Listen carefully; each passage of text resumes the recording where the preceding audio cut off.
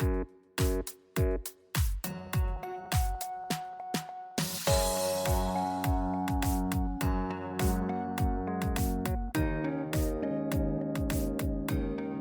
to Mansplaining, a podcast about the interesting things you can discover if you just take the time to learn. My name's Mark, and I can be your host for this week. And as always, I'm joined by Joe, an old friend from college. Together, we'll explore what's on our minds and hopefully figure out a thing or two about a thing or two. Joe, once again this week, we are touching on one of my obsessions, which I have dragged you, perhaps unwillingly, into in this podcast on a number of occasions, which is, of course, artificial intelligence. And I was thinking back to my childhood as a science fiction fan, both movies and in print. And it occurred to me that when I was a kid, what we saw in terms of imaginations of what AI would look like was not the AI that we have today, but it was in robot form for the most part. It was Robby the robot, or it was the robot maid on the Jetsons, or it was the droids in Star Wars. Really, Stanley Kubrick's 2001 was the outlier in presenting the disembodied AI that we're all experiencing these days. Yes. So as a science fiction nerd, I'm somewhat delighted at this point in my life to finally see the world delivering on the promises that were made to me as a child. And yet I'm struck by the fact that despite developments like robot cars, self-driving cars, and robot vacuums and that sort of thing, that robots are definitely proceeding on a slower development curve than artificial intelligence is. So as always, I'm obsessed with these sorts of things, so I asked you to look into it and figure out why it is that robotics is moving so much more slowly in AI, and whether we are really poised at a moment, as some people are speculating, where robots are going to be the next big thing. Yeah, well, thank you as always for the question. And this is indeed one of your obsessions, Mark. But I feel like I've learned so much about these areas of robotics and AI that I didn't otherwise know and probably never would have known without all these questions coming from your end. So I appreciate that. That really fits the mansplaining ethic, if you think about it. Yeah, indeed. And I'm really glad you teed up this question by mentioning Robby the robot and C-3PO and all the humanoid robots, because I will come back to that. So good for you for teeing that up. But I want to start by reminding our audience about something you already know, Mark, which is that we've touched on aspects of AI and robotics in several prior episodes of this podcast, like the ones about autonomous weapons, Episode 22, the automation of workplaces, Episode 26, self-driving cars, Episode 33, computer-generated art, Episode 60, AI's effect on productivity and leisure, Episode 69, and whether machines can be intelligent, which we did recently in Episode 77. Yes. But we haven't examined the uneven development of the two disciplines of robotics and artificial intelligence before. I don't usually tease my answer at the beginning, but I want to say up front that I believe your premise is true. Robotics has lagged behind AI. I think there are two main reasons for that I'm going to get to in due course. At the same time, robotics is already progressing in such a way that I don't think further advances are ever going to feel to us like a revolution. Let me first explain the difference between robotics and artificial intelligence for people who aren't already steeped in this topic. The aim of robotics is to design and build machines capable of performing specific programmable duties without additional human involvement. Whereas the aim of AI is to enable machines to develop the same intellectual capacities as humans. In other words, a robot is hardware that tries to simulate the operation of the human body, while AI is software that tries to simulate human neural networks. Mm-hmm. Robotics is about building machines that interact with the physical environment. AI is about enhancing the abilities of machines in the digital space. And that right there is perhaps the most obvious reason why robotics lags behind AI. hardware is trickier to make than software. A successful robot incorporates hardware, software, engineering, and design elements into a system that performs physical tasks. Robots operate in a complex and sometimes unpredictable real world in which it takes time and money to build and test prototypes before they're ready for prime time. Yeah. Tesla's full self-driving car is stuck in that testing purgatory right now. Whereas AI systems blend computational elements like generative algorithms and data in a much more predictable and better behaved digital-only world. You can debug your program as it's running. You can automate your testing. You can release new iterations relatively cheaply. Yeah. And you could update software incrementally, like patch it here and there, upgrade it in components that you plug into the whole. Yes. Whereas a physical device, you would need to take the entire thing offline to do that. That's right. Yes.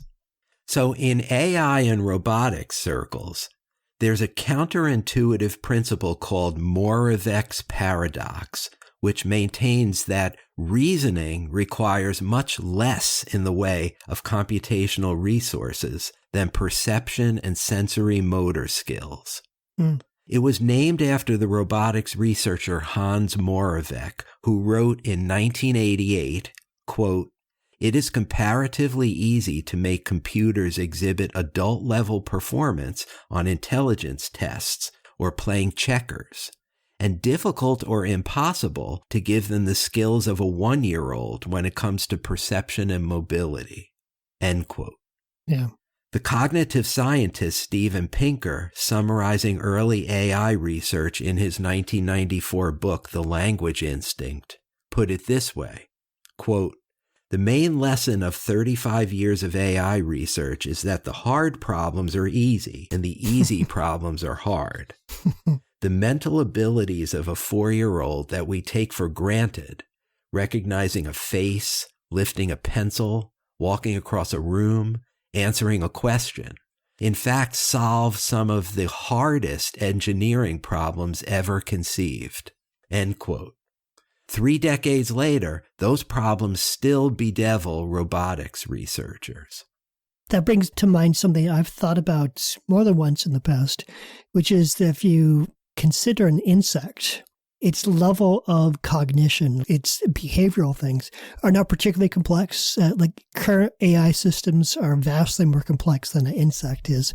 And yet, if you were to set a robotics laboratory with the challenge of designing a robot moth or a robot cockroach, yes, that would be an extremely difficult challenge for them because it would need to encompass things like avoiding dangers and navigating the environment and locating food and reproducing. And each one of those would be very difficult challenges, let alone encompassing all of them within a single device. Yeah, I think that's a beautiful example, actually. And it is counterintuitive till you really think about it, right? Because you go in thinking, well, the mind is the hard part. Like, playing chess is hard, right? Yeah. Walking is easy. But actually, playing chess is easy for Deep Blue. Walking is the hard part. So the Moravec paradox, I think, is really appropriate here. Yeah. How far back into antiquity the history of robots stretches depends on what you consider to be a robot. One of the earliest instances of a mechanical device carrying out a repetitive task happened around 3000 BC, when Egyptian water clocks were outfitted to use human figurines to strike bells each hour. In 400 BC, the inventor of the pulley and the screw, a guy named Archytas of Tarentum, created a wooden pigeon that could fly. Hydraulically operated statues that could speak and gesture were common sights in Egypt during the 2nd century BC. Petronius Arbiter crafted a doll that could move like a human being in the 1st century AD. Jumping ahead to 1557, Giovanni Torriani designed a wooden robot that could fetch the emperor's daily bread from the store. Mechanization, or the development of machinery to replace human and animal labor and make certain tasks automatic or routine, has been around since the 18th century, which was second only to the 20th century as the heyday for impractical but ingenious robots. The 19th century saw many scientific advances, like a Canadian steam-powered robot and Thomas Edison's talking doll. But the 20th century is when robot design increased 1,000-fold. The word robot was coined in 1921 by the Czech playwright Karel Čapek and derives from the Czech word for compulsory labor, robota. Čapek used it to describe mechanical men working on factory assembly lines who rebel against their human overseers. The term robotics was coined by another writer, the American science fiction author Isaac Asimov, who first used it in 1942. In the 1960s, the engineer Joseph Engelberger acquired another inventor's 1950s patents for a reprogrammable manipulator and started a company to produce and market a robot called Unimate, a shortened form of universal automation. And that was designed for specialized industrial applications. For that, Engelberger is known today as the father of robotics. Academia also contributed to the growth of the robotics industry. At the Stanford Research Institute in 1958, Charles Rosen led a research team in developing a robot that was far more sophisticated than the Unimate. It could move around unfamiliar surroundings, observe the scene with its television eyes, and respond to its environment to a limited degree. It was given the name Shaky because of its wobbly, herky-jerky movements. So that's your mini history of robotics, but any way you slice it, robots have had a substantial head start over AI, which wasn't even coined until the mid-1950s. Yeah. In recent decades, robots have been used for repetitive tasks and those considered too difficult or dangerous for humans to perform, from assembling cars to harvesting crops to lifting heavy equipment. By automating such tasks with greater speed, efficiency, and precision, robotics boosts productivity and improves safety while freeing up human workers from performing boring, tiring work so they can focus on more creative or complex endeavors. Though robotics and AI are two distinct fields, they have enough functional overlap to be complementary. Many robots perform single-function tasks that don't require thought. But when robots are expected to perform more complicated functions than simple rote tasks, AI can be integrated to enhance their learning capacity, from the way they move, to how they adapt to their environment, to whether and how they diagnose errors and optimize their performance. AI hones a robot's ability to use the data from its input and output sensors to facilitate its decision-making. It helps robots to communicate intelligently with other robots and with their human handlers. In assessing why robotics technology is not coming along as quickly as AI, we can't rule out that some of the perceived lag is just plain hype. After all, since the advent of commercially marketed large language models like ChatGPT, AI has become the shiny new toy that's getting tons of publicity and sucking up all the oxygen in the tech space. Beyond that, I've already mentioned how building robots is harder than developing AI. But it's also the case that paradigm-shifting robots require sophisticated AI. Yeah. If you think about it that way, AI technology kind of needs to be out in front of robotics. Until now, most robotic systems were designed with the limitations of AI in mind, meaning that most robots perform simple tasks precisely because AI's limitations didn't allow for them to do anything more complex. Now that AI technology seems to be advancing in exciting ways, robotics manufacturers are likely to feel more and more confident about marrying those advances to their robot products. Yeah, it's almost difficult to remember these days that just a couple of years ago, artificial intelligence systems were optimized for a single task. Yes. Like you would have a chess playing program, but you could not ask the chess playing program for a recipe for chocolate chip cookies. Right. Or to play checkers even. Right. The only thing that it did was play chess. So the gold standard for artificial intelligence is something called AGI, which refers to the sort of human intelligence that can touch on every topic. Yes. And even AI isn't there yet. That's what they're aiming for. And so, yes, they are in parallel paths, but like you say, you need an AI that is not specific if the robots are going to be able to navigate more than one environment. Yes, yes. And that's what I want to spend the rest of this podcast talking about, because I think this is the second reason why robotics lags behind AI, because it kind of should lag behind. That's my reason. So here's an example of robot innovation that might be coming soon, as explained by the New York Times tech reporter Cade Metz in an article published earlier this week. Researchers have been using chatbot technology to supercharge robots programmed to perform repetitive tasks, like picking up similarly sized boxes so that they can handle more sophisticated tasks. Metz writes, quote, "Just as chatbots can learn to predict the next word in a sentence by analyzing vast amounts of digital text, a robot can learn to predict what will happen in the physical world by analyzing countless videos of objects being prodded, lifted, and moved." End quote. As the robotics researcher Peter Chen put it, robots are becoming capable of processing tremendous amounts of data in order to learn, quote, "how the world works, how physics works, how you interact with objects," end quote. Many of the new technologies associated with AI, like machine learning and large language models, are already being integrated into robots. The disconnect might be that these robots don't look anything like what we expect.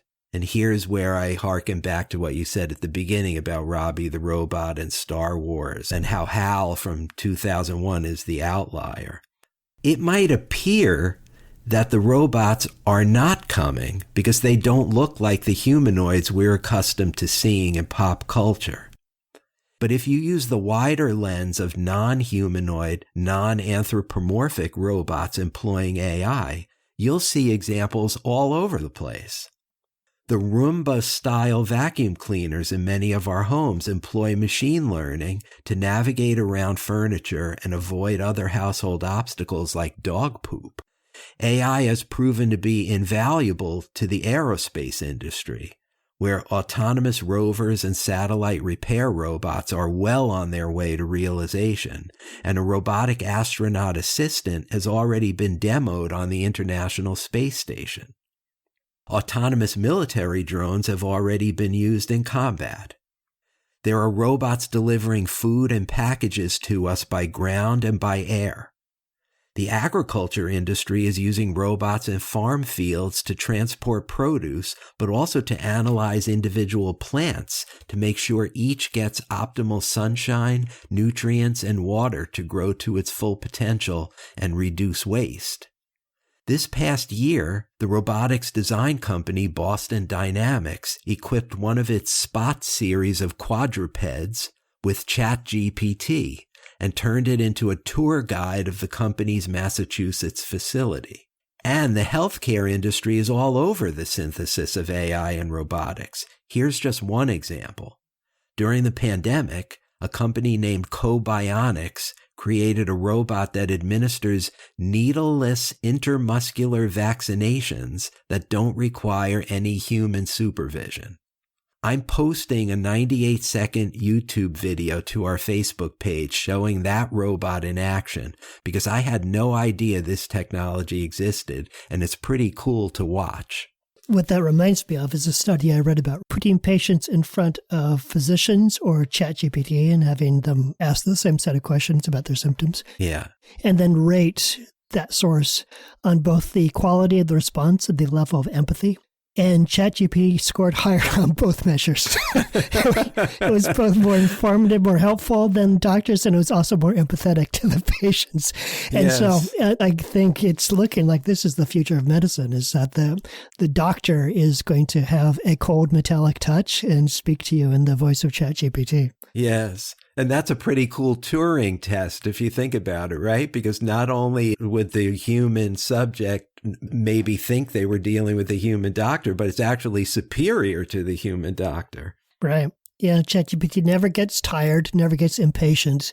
It doesn't judge you. It always comes with a fresh and empathetic response. Yep. And if you're hurting, that's what you need. Yeah. Check out that video of the robot providing the vaccination because it's really cool. The quadruped that did the tour of the Boston Dynamics facility, that's on video as well. I'll post that to our Facebook page as well. Cool. What all those examples underscore is that robot integration into our lives has been incremental, not dramatic. That integration may become more prominent in 2024. But I don't think we're on the precipice of a robotics revolution. I would characterize it more as steady footsteps than as dramatic leaps forward. 2024 won't be the year of robots so much as the year of smarter robots. All that said, to write off the present as a quiet, fallow period for robotics is to miss what's actually happening.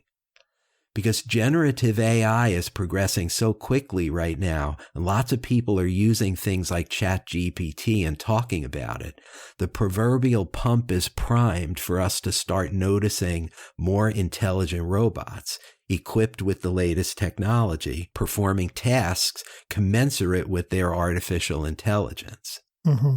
Here are a couple of things we might soon see, perhaps even this year. In commercial spaces, with robots already assuming some back-of-the-house duties like flipping burgers at White Castle or making guacamole at Chipotle, we're likely to see robots in the front of the house, serving food and gathering dirty dishes for diners at restaurants, or greeting supermarket or big-box store shoppers with personalized recommendations. We may also see robots carrying medicine in hospital settings or monitoring elderly patients in nursing homes and assisted living facilities. Robots for consumer applications are farther away because there's less of a return on investment argument to be made by their manufacturers. The profitability of robots that operate on factory floors is already established. That's unquestioned. But not so with robots who might work in our kitchens or living rooms. Yeah. As their sensory controls improve, robots will be able to use elevators, open doors, and control lights and other smart home devices. Over the next decade, we could see the emergence in the consumer market of general multi-purpose humanoid robots like the Jetsons robot maid you mentioned, that helps us to make dinner, assists our kids with their homework, deliver packages, or pick up the mail. Each of these robots will be capable of learning our habits and preferences to complete their tasks correctly and efficiently, which will only improve their autonomy while arguably, hopefully, reducing our daily burdens. Yeah. It's reasonable to expect that robot development will continue on a path of steady improvement, tracking that of AI, which of course raises the question of what will happen if we achieve the so-called singularity that you mentioned a minute ago, artificial general intelligence. I think it's significant that researchers have already shifted their focus away from the tasks robots can perform for people to what type of inputs robots can provide to AI. In other words, robots are now serving as the physical bodies that AI's mind requires to become truly intelligent. Yeah. If we ever achieve AGI, robots might have human-like mobility and the senses of vision, hearing, and touch, plus the ability to interact capably with physical objects, enabling them to receive immediate sensory feedback and learn from every action they take, just like human children. Right. Those robots will be able to profoundly affect their environments for good or for ill. Only time will tell whether we end up with robots like the healer or the conciliator rather than the Terminator. Though even the Terminator in Terminator 2 turned out to be the good guy. Yeah.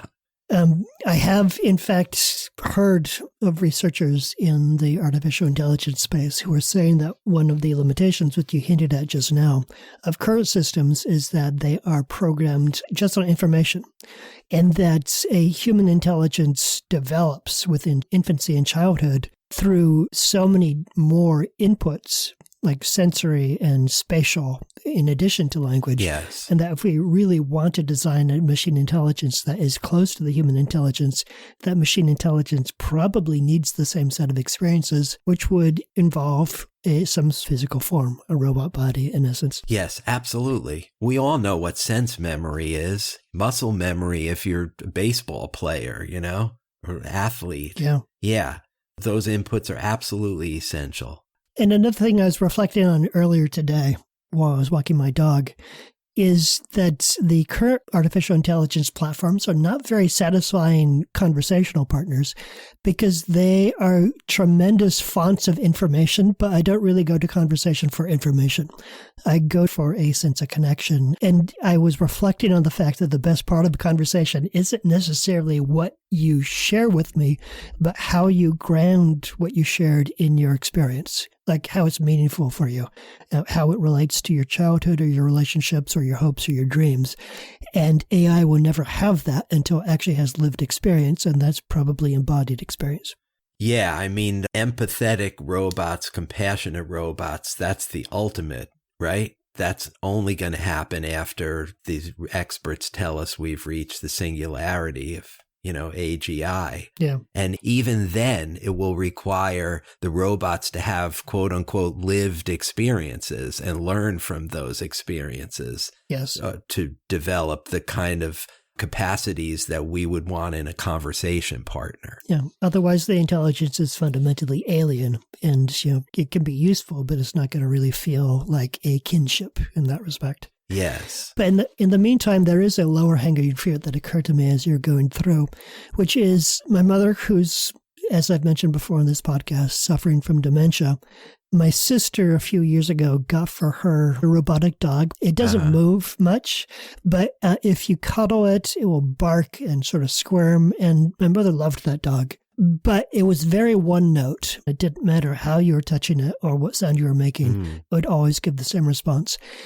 And I can see immediately the prospect for something which is a lot more comforting for someone who is bedridden, perhaps mentally challenged at that point in their life, with a robotic companion that is more responsive to what they're saying.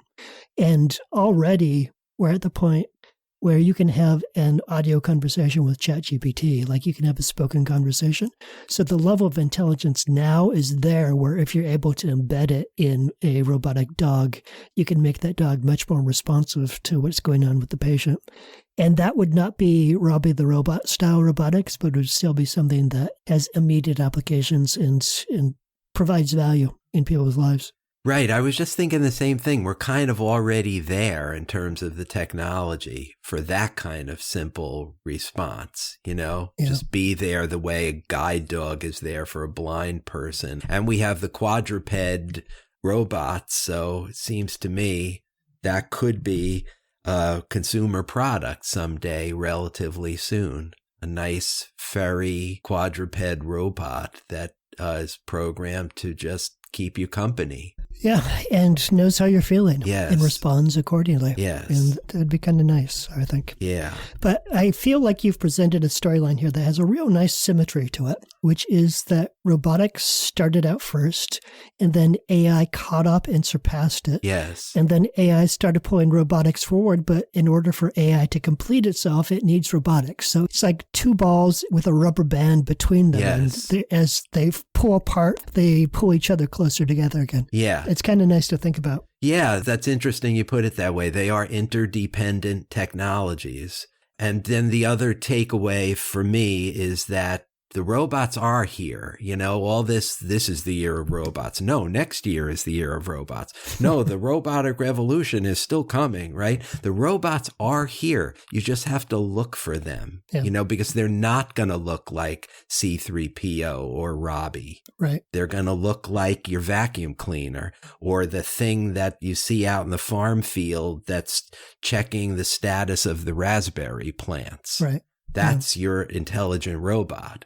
Yeah, and maybe it's been a limitation on previous generations of robotics research that we did try so hard to make them humanoid when perhaps human locomotion and the human hand were not the best devices for manipulating those environments. Yes. We need to have a broader perspective on what a robot can be. Yes. Yeah, anthropomorphism, especially as reflected in pop culture, is kind of warped our expectations of what a robot is, and maybe we're missing what's actually happening right under our feet, Yeah, indeed. So, did I answer your question satisfactorily? You did, and you gave me very good food for thought, so thank you. That was good. Great. Okay, well, we're going to try something different for our next 2 episodes. As our regular listeners know, the format of this podcast is for one of us to ask the other a question at the end of each episode. Then the second guy researches the question and comes back with his answer in our next taping, whereupon that guy asks the first guy a new question and the process repeats itself.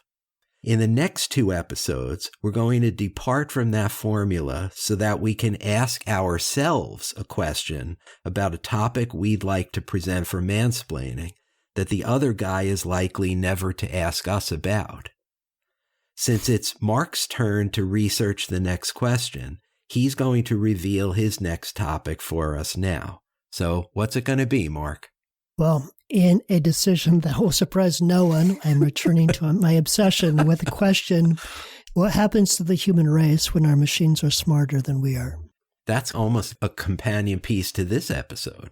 Yeah. As we were going through this episode, I was thinking exactly the same thing. Yeah. But I guess it could be any machine that isn't necessarily a robot, but my mind immediately went to robots. Yeah. And I've already started researching that, and I'm looking forward to doing more over the next couple of weeks and then coming back and telling you what I think the answer to that question is. Okay, great. Yeah, I look forward to that. Me too. In the meantime, we're done with this one.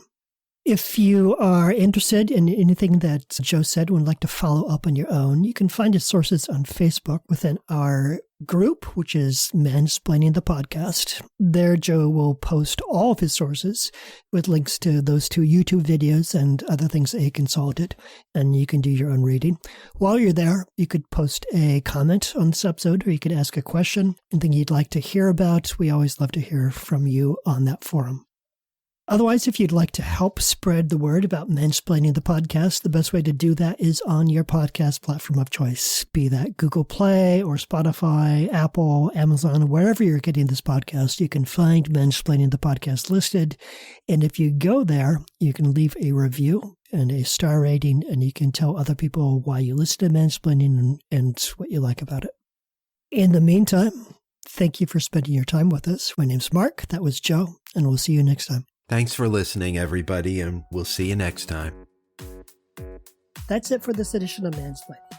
Mansplaining is brought to you by Joe and Mark and nobody else. Thank you for hanging out with us for a little bit, and we'll see you next time.